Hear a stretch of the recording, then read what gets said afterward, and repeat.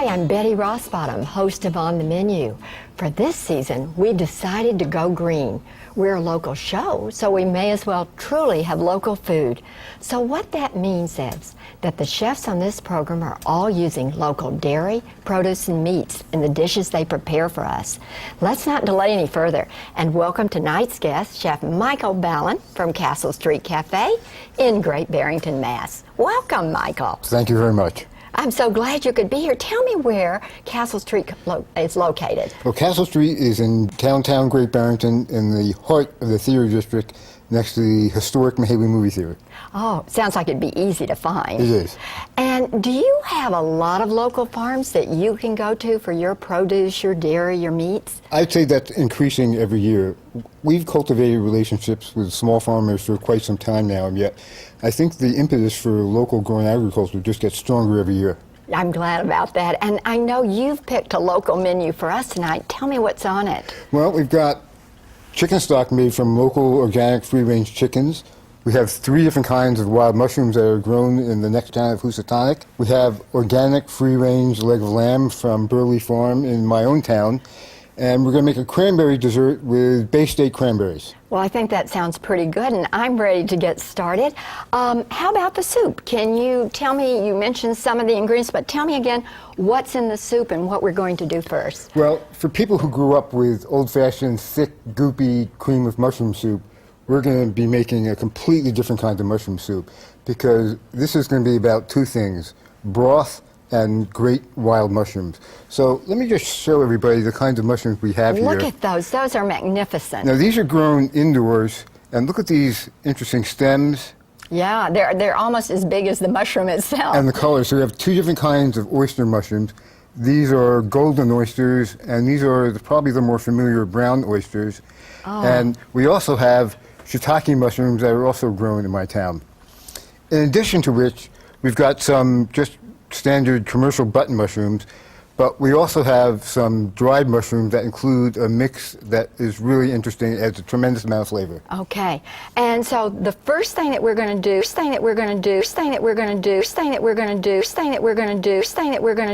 to start with some sauteing, right? We're going to saute some onions in a hot skillet with a little olive oil. I can tell it's hot. I hear the sound over there.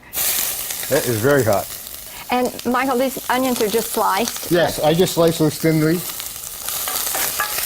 And we're going to give them a little stir.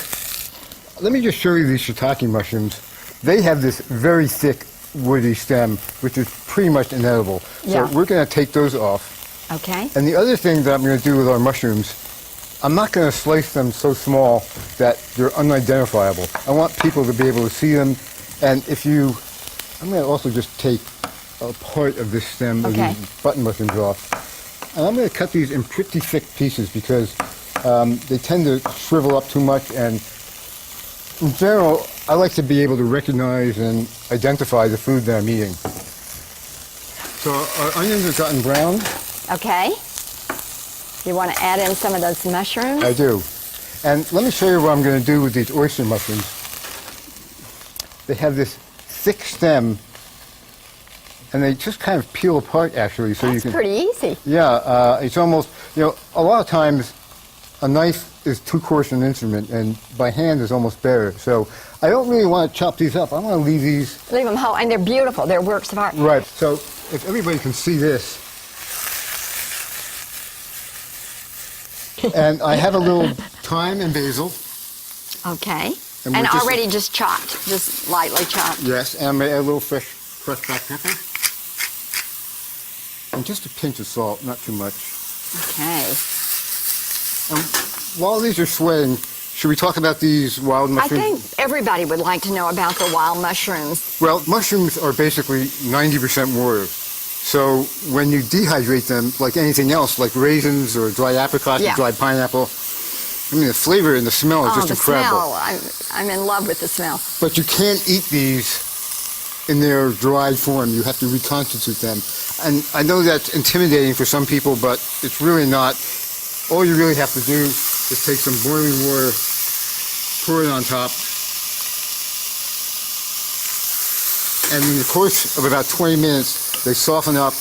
And plump up. They do plump up and they absorb some water. Okay. So what we're going to do now is just go back to our mushroom soup. You're going to add a little bit of flour to I am. I'm going to add some Okay. garlic and All right. a little bit of flour. And your garlic is already chopped. It is. It's a lot easier to do that when you add about a tablespoon of flour. And the idea here is to, you know, a lot of cooking is about balance. Yes, it is. I don't want a thick, goopy Campbell's tuna mushroom soup. Okay. I don't want the soup that's so thin and watery that it'll spill out of the bowl. And these mushrooms are going to leach water as they cook. And by adding the flour, it's just going to help them cook. I'm going to take my chicken stock. We're just going to strain. I've got a bowl right here. The one thing about the dried mushrooms is that they do have some grit and dirt. So we have I don't know if you can see how fine a mesh strainer this is. Yeah, a double You could thickness. do this through a coffee filter or cheesecloth or some other. And then what you have left are these beautiful They mushrooms. do, and I'm just going to take these and put them right in the soup. And that's going to give it great aroma, isn't And it? color Yeah. and flavor. And we're just going to let this simmer. This doesn't really need to cook for a long time, but as it comes to a boil, the flour will help thicken it up. And then we'll add some other seasonings and adjustments of flavor later. But what we have is a really kind of autumn dish with a lot of broth and a lot of flavor. Well, we're getting ready to move on to our entree. I want to see what kind of lamb